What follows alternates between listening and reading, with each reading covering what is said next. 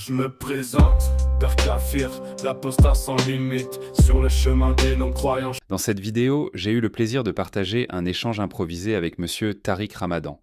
Je tiens à exprimer ma gratitude pour cet échange concis et respectueux, et tout particulièrement pour votre réaction mesurée face aux propos diffamatoires de la dame qui s'est exprimée juste après moi. J'espère sincèrement avoir l'opportunité de vous recevoir, comme accepté de votre part, pour une discussion plus approfondie sur votre lecture, en comparaison avec celle de l'islam sunnite. Oui, bonsoir. Amir, bonsoir, Vous allez bien? ça va et vous-même? J'espère que votre santé se porte bien. Ma santé, ça va. Vous voyez qu'elle est un peu fragile. Je vous écoute. Comme vous pouvez le voir sur mon pseudo, je suis apostat de l'islam. Oui. Et je voulais justement vous poser une question concernant quelle est la valeur des tafasir mu'tamada, par exemple Tabari, Ibn Kathir, Baghawi, et puis quelle est la valeur des ijma' fil fiqh, c'est-à-dire les consensus des 4 écoles sunnites. Alors, il faut être juste précis par rapport à votre question. Je vais essayer de la reformuler. Vous me dites si j'ai bien compris. La première des choses, c'est quelle est la valeur que l'on peut donner aux différents commentaires du Coran, les plus classiques. Vous avez parlé de Tabari dans l'ordre, Ibn Kathir, puis je pense que vous pensez à Qurtubi et tout ça, c'est ça?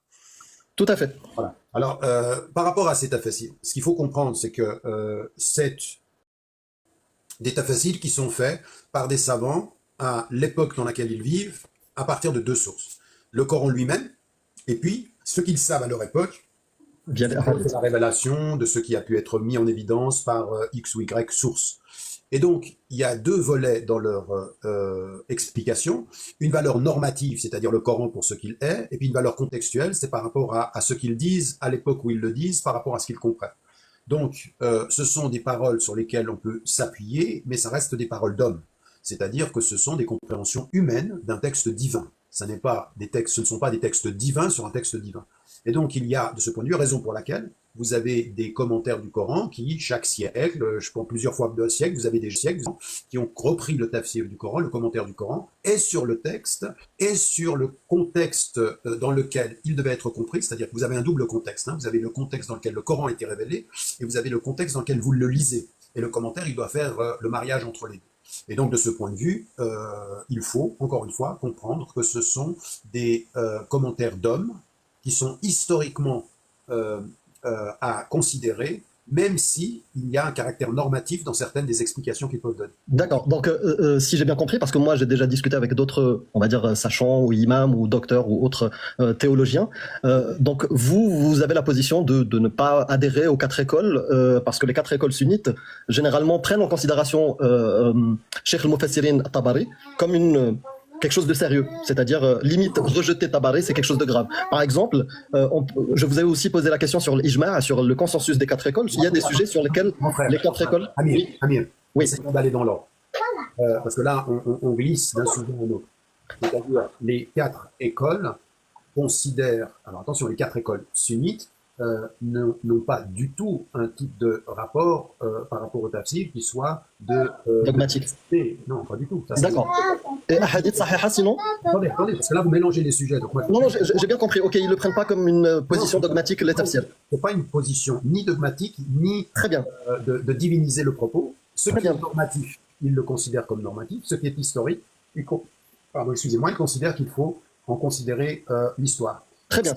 Et est-ce que c'est la même position concernant les hadiths sahiha, c'est-à-dire Sahih Bukhari, Sahih Muslim? Parce que, par exemple, dans ces hadiths, on peut trouver énormément de hadiths qui parlent, par exemple, quelque chose que vous connaissez certainement, de l'âge d'Aïcha, lors de son mariage et de la consommation. On peut trouver, par exemple, l'had ridda, c'est-à-dire la peine de l'apostasie, sur laquelle il y a un consensus chez les 4 écoles. Du coup, est-ce que pour vous, personnellement, vous prenez en considération les hadiths sahiha? Mon frère. Je vais juste répondre aux 2 questions qui restent, et puis après on s'arrêtera, parce qu'avec vous, il faudrait qu'on ait une autre session où on parle de... Clairement, oui, effectivement. Parce que vous avez une question qui vient après l'autre. Vous avez posé 3 questions. Vous avez posé la première sur les tafsir. Vous avez posé une deuxième question sur l'ijma'. Tout à fait. Sur l'ijma', vous avez effectivement un certain nombre de savants qui ont considéré que l'ijma' était pratiquement au niveau de quelque chose qui était qat'i. C'est-à-dire que quand tous les savants se sont mis d'accord, c'est qu'à une période donnée, c'était comme si c'était le texte qui le disait. Or, tous les savants ne sont pas d'accord là-dessus. Déjà, vous avez une position qui est déjà assez critique, c'est Shafi'i, donc un des représentants de d'une des quatre des écoles dont vous parlez. Et puis, il y a très tôt des savants qui ont mis en évidence que par rapport à l'ijma' qui est le consensus de savants à un moment donné de l'histoire, peut de ce point de vue-là, avec de nouvelles connaissances, être remis en cause, parce qu'il n'est pas le texte qui dit les choses clairement, il est le silence des textes interprétés collectivement. Ou les textes qui peuvent être mutashabih, c'est-à-dire à la conjecture. Donc, je considère que l'ijma' reste une porte ouverte à la recherche fiqhiyya, c'est-à-dire du droit, et que ce n'est pas une décision qui est du même ordre que le qata'i du texte. Ça, c'est la deuxième question. La troisième des choses concernant les hadiths del Bukhari, Muslim, où il est mis en évidence effectivement que pour la majorité des quatre écoles, tout ce qui vient del Bukhari et Muslim est considéré comme authentique et indiscutable. De ce point de vue, vous avez, et même chez des savants qui sont des savants de très très très haut niveau, des considérations où il faut nuancer cette approche-là, et vous avez ça même chez Al-Albani, donc qui est le Muhaddis al-Qarn du XXe siècle, et donc qui met en évidence, il faut faire attention, parce que l'authenticité de l'isnad, c'est-à-dire de la chaîne de transmission, n'a pas encore forcément dit l'authenticité absolue en matière de hukm par rapport au metn, c'est-à-dire du contenu. Et que même par rapport à la question de l'âge de Aïcha, moi je l'ai mis dans le texte que j'ai écrit sur le prophète alayhi wassalam, qu'en fait l'âge avait été discuté assez tôt d'ailleurs par des reconstructions historiques, de mettre en évidence que Aïcha était plus âgée que cet âge-là, de ce point de vue. Donc, ce que je vais vous dire par là, c'est que votre position, il faut que vous fassiez attention, parce que ça n'est pas parce que vous discutez avec des jeunes imams ou avec certains imams. إنكاح الكبير المسن وينكرون إنكاح الصغيرة ونسوا أن الرسول صلى الله عليه وسلم الذي هو القدوة ومبلغ عن الله أنه تزوج أم المؤمنين عائشة عقد عليها وهي بنت 6 سنين ودخل بها وهي بنت 9 سنين. هذا زواج كبير من صغيرة وهو سنة الرسول صلى الله عليه وسلم. Non, c'est pas ça. En fait, moi je me base par exemple sur des références comme Umdat Salik, comme des livres de fiqh dans lesquels le consensus est clair, par exemple sur le Zawaj Saghira, le mariage des petites filles est halal justement grâce à ça. Non, ne dites pas le consensus est clair. La preuve qu'il y a un problème, c'est que vous dites que le consensus est clair et qu'il n'y a pas de consensus. Ah bon? Non, il n'y a pas de consensus. L'ijma' de ce point de vue-là, il n'est absolument pas attesté. Justement, Albani, il dit qu'il y a consensus. Il le dit où? Albani n'est absolument pas sur le sens du consensus de cette façon-là. Donc faites attention, il faut de ce point de vue-là, vous soyez prudent, parce que vous pourriez, vous, commettre la même erreur de ce que ceux auxquels vous vous opposez. Ils vous disent c'est certain, et vous vous dites c'est certain. Et quand on approfondit les choses, on s'aperçoit qu'il y a dans la tradition une richesse qui fait que ce qu'on a considéré comme un consensus ne l'était pas. Et moi je peux vous dire, pour avoir étudié, moi vous savez, un de mes chers, l'Arabawi, avec qui j'étais en Égypte, j'ai passé mon temps à prendre 64 questions fiqhiyya dans lesquelles j'étudiais les divergences. Les divergences. Pourquoi est-ce que je faisais ça? Pour essayer de comprendre de ce point de vue-là, non pas ce sur quoi il y avait consensus, mais comment s'explique la divergence. Et vous voyez de ce point de vue-là que tout ce qu'on nous dit sur le fait, par exemple, quand vous dites l'ijma' qu'il faut tuer El Murtad, vous avez dit ça, il y a un ijma' sur le fait. Tout à fait. Eh ben c'est pas vrai. En tout cas, dans les écrits qui sont utilisés. Non, mais s'il y a un savant qui n'est pas d'accord. Non, c'est pas un savant. C'est pas un savant. Tous les savants que j'ai consultés, et dont Albani par exemple, je vous ai dit tout à l'heure, c'est dans. Écoutez-moi, mon frère, écoutez-moi. Ouais. Vous m'avez demandé la référence, la source. Attendez, Albani dans le Mawsu'a al-Fiqhiyya. Moi, je ne parle pas d'Albani, là, je vous dis, qu'est-ce que c'est l'ijma'? L'ijma', c'est tous les savants sont d'accord, ok? Tout à fait. Soufiane es-Saouri, au 8e siècle, il n'est pas d'accord sur l'interprétation. Exactement, je sais. Mais l'ijma' ou pas? D'accord, je peux vous le dire, je peux vous répondre. En fait, il y a une règle dans Al-Sunnah wal Jama'a, Ar-Ra'yu shad la yu'khadu bih. Donc, quand il y a un avis divergent, unique, isolé, il n'est pas pris en compte. C'est pas il est chaz. Est-ce qu'il est de ce point de vue-là, il a été considéré comme un avis qui était chaz? C'est un savant qui est reconnu dans la tradition musulmane. Oui, mais sur cette histoire-là, Ra'yun shad. Sur ce sujet-là, Hadd al-Ridda.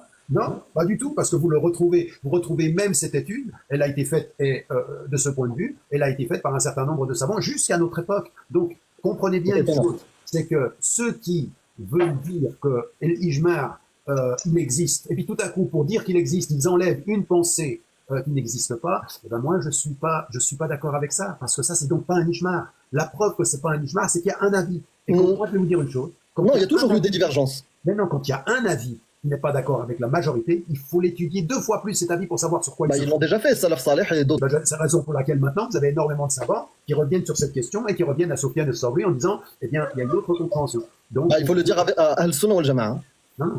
Parce que tous les représentants de Al-Sunnah wal Jama'a, ils considèrent que l'Ijma', c'est quelque chose de sérieux.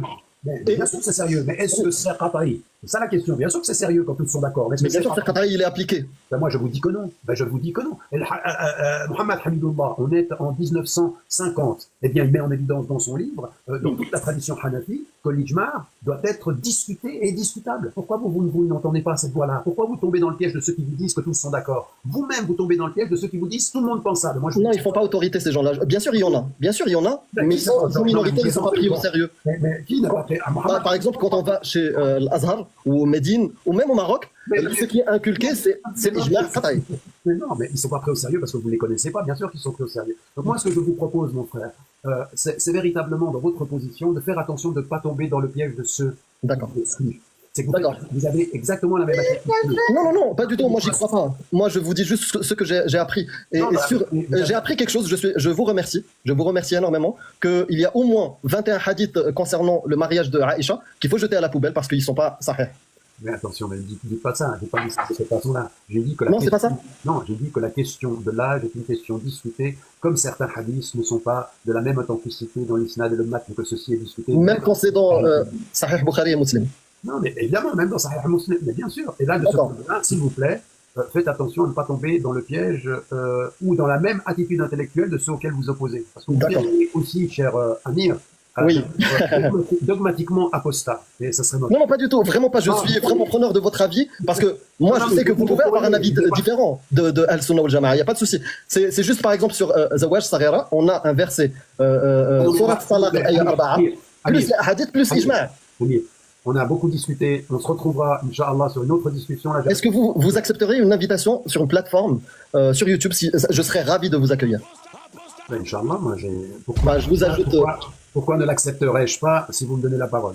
Bien sûr, vous allez avoir la parole. Même vous serez privilégié. C'est pas ce que j'ai demandé. Je veux juste être respecté. Vous allez être respecté. À bientôt. Salam alaikum. Au revoir.